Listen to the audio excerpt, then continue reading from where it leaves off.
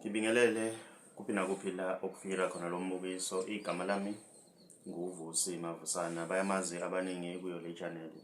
Bafowethu, namhlanje inkulu indaba. Sibuyile nama-podcast. Sizokhuluma nje namhlanje ngodaba olukhulu oluthinta uhambo lukaMaskandi, kodwa-ke sizogxila kakhulu ey'ntweni ey'thinta-ke umculo kaMaskandi obuya igidangoma njengamanje otrendayo kulezi nsuku obizwa ngoChili. Sizoqala ke simbheke laphayana asacula ke asagidela ibhova. Sizoqala lapho ke bafowethu. Ngiyacela ukuthi abantu bangene laphana kwi-page lethu ku Facebook, besifollowe, bephinde bangene ku TikTok, bephinde bengene na ku YouTube. Siyacela abantu besilandele kuwo wonke umsebenzi esiwenzayo. Siyabonga kakhulu kubo bonke abantu abasupportayo, siyabonga futhi nakubantu kubo bonke nje abasubscribeayo. Umsebenzi uyakhula. Siyabonga kakhulu bafowethu. Ukuqhubeka ke nenkulumo yethu laphana ke sizobheka futhi kahle kahle i-podcast iqonde ekuthenini ukufundisa igenge nje eningi, negenge esathanda ukungena kuMaskandi, igenge eseyikoleni, igenge futhi esakhula. Baningi abantu abathanda uMaskandi, kodwa ke abanye abawu-understand.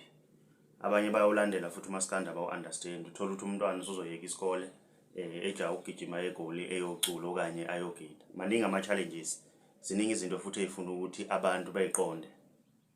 Uma sizobheka impilo kaChili uqalile ecula nomgqumeni egida. Ukudlula kwamgqumeni uqalile futhi nabo bayiqalela indlabo nomfezi emnyama.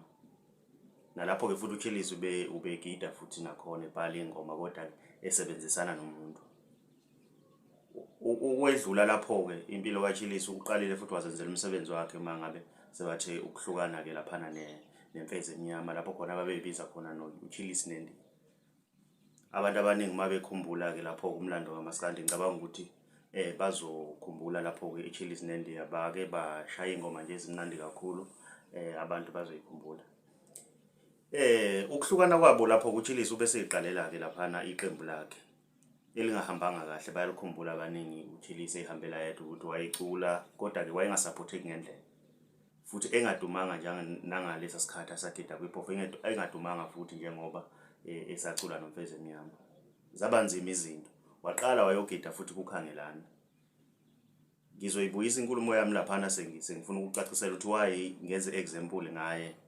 Ngifuna ukuthi abantu beqonde lokho ngoba iy'phiwo zabantu ayifani. Futhi uNkulunkulu mayekuphiwe usuke ekuphe izinto ey'ningi, isuka kuphelelo khona asuka kuphelona. Kwesinye isikhathi wena uthola ukuthi khona okuthandayo kodwa ukwazi ukufinyelela ekuthenini ukwenze, noma ngathi uyakwenza ngekuphumelele kodwa funa uwenze lokhu osuke uphiwe khona.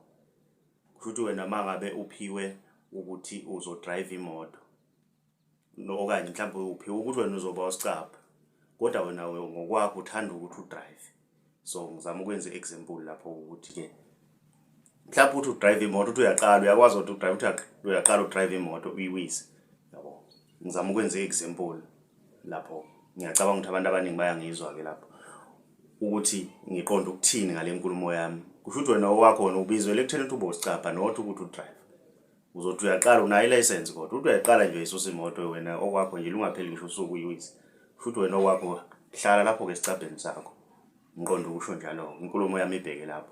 Okay, ukuhamba ke lapho kuChili simbonile esegida ke nokhangelana, wahlala isikhashanyana khona. Uthe mase suka kwazothenga umthandeni ngo-30,000. Bayazokhumbula abaningi ama-Red Nation ukuthi wathengwa ngamalini uChili njengoba simbona laphana agida kumthandeni.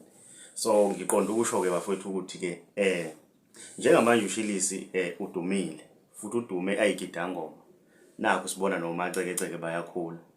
Lokho ke kusho ukuthini ke kuwena mbukele osemakhaya ukuthi uchaza ukuthini kuwena lento le mawubona uChili ukwazile ukuthi ecule nangakwazi ukumsupporta nina enqwele. Ngikhuluma nani kakhulu futhi nina enqwele. Angikwazanga ukumsupporta kodwa kumanje njengoba eselapha esecula komacekeceke ngaphansi kwegcokama, seniyaqala namsupporta futhi kakhulu, sedumile futhi. Okukuthi ke isiphiwo sakhe ukuthi agide futhi asebenze nomuntu ukuze yena abe right nezingane zakhe ekwazi ukudla.